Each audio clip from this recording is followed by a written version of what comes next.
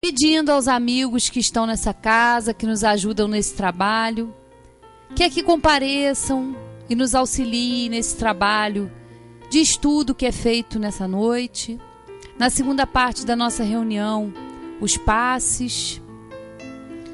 E que todos nós aqui presentes, encarnados e desencarnados, possamos aproveitar esse momento precioso para nós, que é o aprendizado e que é o entendimento das leis de Deus à luz da terceira revelação.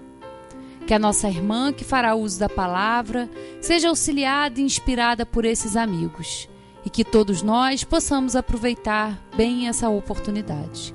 Graças a Deus e que assim seja. E com vocês, Sueli.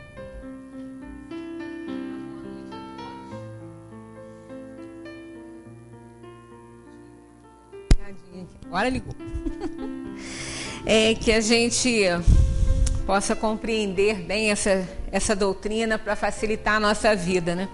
Nós estamos abordando alguns temas do quarto livro. O livro dos Espíritos se divide em 4. Né? Kardec desenvolveu todos os outros 4 daqui. Então, o livro dos Espíritos contém todas as mensagens e depois Kardec desenvolveu nos outros livros. Né? Esse livro quarto, ele fala das penas futuras, da justiça divina.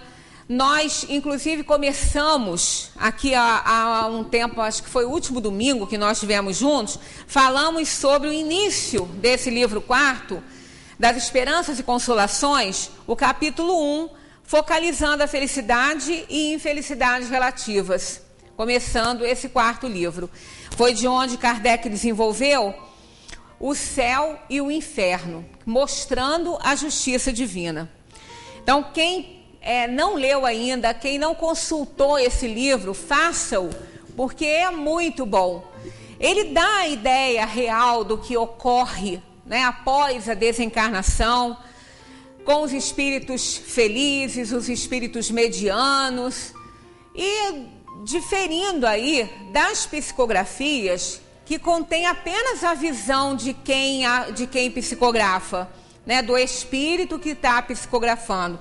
Não estamos dizendo que não sejam verdadeiras, mas sim contendo aí a visão daquele espírito em particular que plasma aquilo que está dentro dos seus conhecimentos, nas comparações que ele pode fazer. Já com esse livro O Céu e o Inferno, não são espíritos recém-saídos da Terra psicografando, né? Foram os espíritos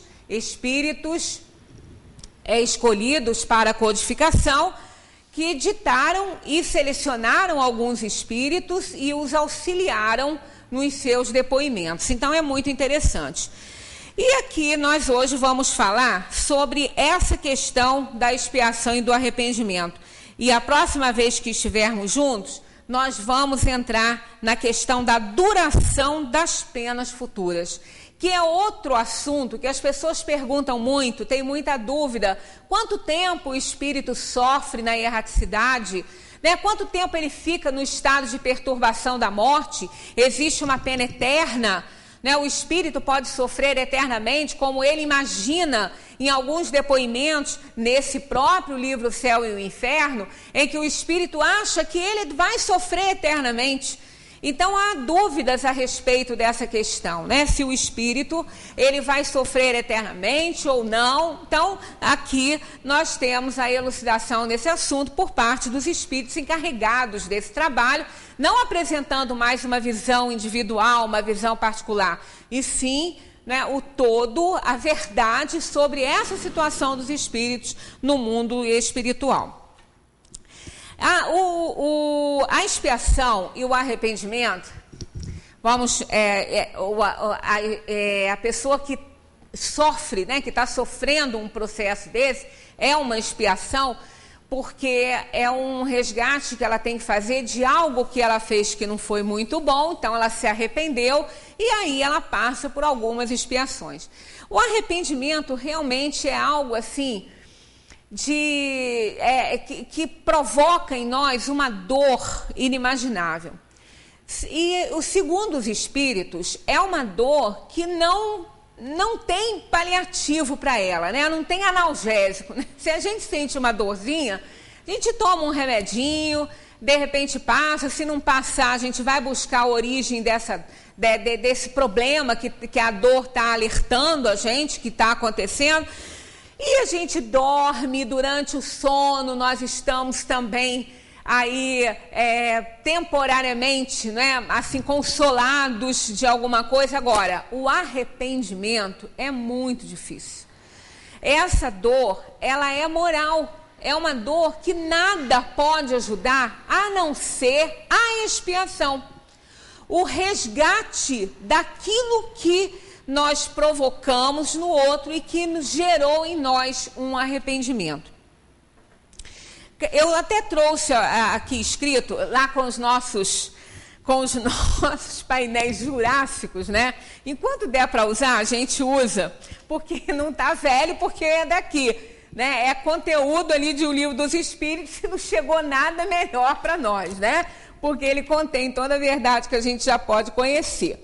Então, vamos abordar aqui, nesse painelzinho, alguma coisa que não tiramos tudo, né? Porque é muito interessante. Em casa, se vocês tiverem um tempinho para dar uma estudadinha, uma lidinha nesse capítulo, a questão 1000 e 1001 desse assunto é muito interessante, é muito boa. Né?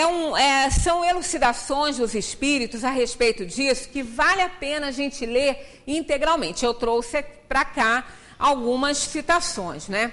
Arrependimento é a consciência de que fizemos algo errado, de que prejudicamos alguém ou a nós mesmos. Quando uma pessoa acha que ela está certa, ela não tem do que se arrepender. Não se arrepende. Se ela não tem um conhecimento suficiente para ela entender que aquilo que ela fez está errado, ou o conhecimento que ela tem não alcançou isso, então, realmente, ela não acha que está errado, então não se arrepende. Uma vez perguntaram ao Capone, quando ele já estava preso, se ele não se arrependia de carregar tantas mortes nas costas. Ele falou, eu me arrepender? Eu não fiz nada demais. Eu não fiz nada de errado, eu não tenho do que me arrepender. Eu não tinha nada contra aquelas pessoas, era apenas uma questão de negócio. Estavam atrapalhando os meus interesses e os meus negócios. Então, eu me achei na razão de fazer o que fiz. Então, quer dizer, o conhecimento dele não alcançou um nível que pudesse dar a ele um arrependimento. Né? Ah, mas então ele não vai ser cobrado por isso? Claro que vai. Mas cada um é cobrado, né, no nível de compreensão. E por que ainda não alcançou essa compreensão, esse conhecimento, que não é, né, o nosso caso aqui agora. Mas quando a pessoa se arrepende, é porque ela reconheceu que ela errou. Ela fez o balanço, ela refletiu e viu que estava errado. Provoca dor moral tão profunda quanto a natureza da falta e do grau de maturidade do faltoso. Então, olha só, tudo é relativo. Não existe nada absoluto, né? Tudo é relativo. A dor é equivalente à natureza da falta que foi cometida. Pode ocorrer esse arrependimento tanto na terra ainda, quanto no plano espiritual. Numa grande maioria das vezes ocorre no plano espiritual. Porque nós estamos vivendo nesse mundo, nós estamos interagindo numa sociedade, temos as nossas relações familiares, profissionais, né? E a gente acha que está agindo certo. Raramente alguém acha que está errado. Quando há uma discussão, uma contenda, alguma coisa, a discussão gira mais em torno da questão do sujeito querer provar que ele está certo, né? E o outro acha que ele está certo. Então, ambos têm argumentos de sobra para provar que eles estão certos, né? Que cada um está certo.